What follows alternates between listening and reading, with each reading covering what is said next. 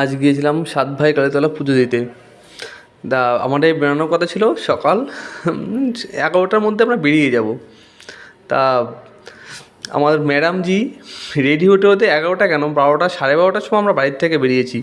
বেরিয়ে গিয়ে যখন বাড়ির থেকে বেরিয়ে যখন আমরা পুজো দিতে গিয়েছি, তা আমরা ভেবেছিলাম মানে আমরা রবিবারে যাচ্ছি, অতটা লাইন হবে না, কিন্তু এতটা লাইন ছিল সে কী বলবো।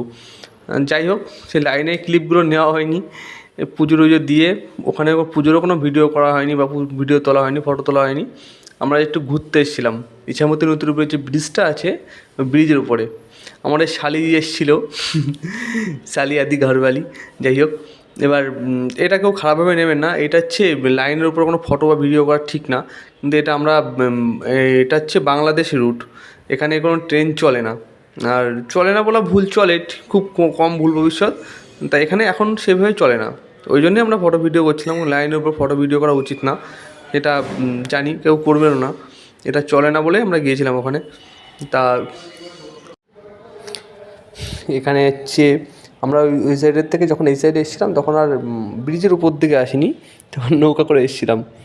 তো এখানে সবাই তখন বোর্ডিংয়ের মজা নিচ্ছে। আরে আমিও ভেবেছিলাম নেব, কিন্তু সামনে যে বৌদিটা বসে আছে বৌদিটার জন্য নিতে পারিনি। কারণ হচ্ছে উনি আর ওনার হাজব্যান্ড এমনভাবে বসেছে সামনের দিকে সবার থেকে আলাদা হয়ে, সবাই দেখতেই পাচ্ছে পেছনে রয়েছে আমাদের, যে আমি ভেবেছিলাম যে পিছনে মানে একদম নৌকার সামনে গিয়ে কিছু ফটো বা ভিডিও তুলবো একটুখানি শাহরুখ খানের স্টাইলে। যদিও শাহরুখ খানের সব আমার মধ্যে নেই, তাও বলছি, কিন্তু কোনোটাই হলো না। যাই হোক, সবাই মিলে এই সাইডে আসার সময় ওই যে একটা বৌদি আছে, বৌদি বললো যে একটু ভিডিও করে দিতে ওনাদের ফোনে, সেটাই দিয়েছিলাম।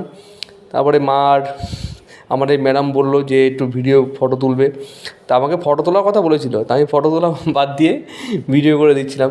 তা বলছি তোমাকে বললাম ফটো তুলতে, তুমি ভিডিও করছো কেন? আমি তুমি কাটিং করে পরে ফটো করে নিও।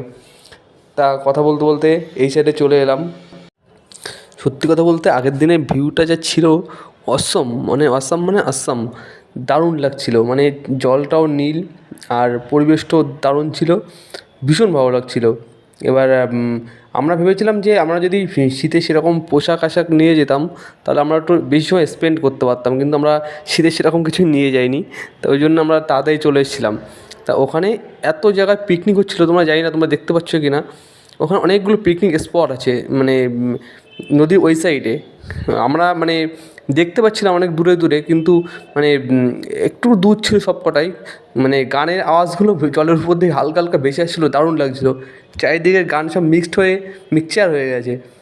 যাই হোক, কিন্তু পরিবেশটা সত্যি খুব দারুণ। ইছামতি নদীর উপরে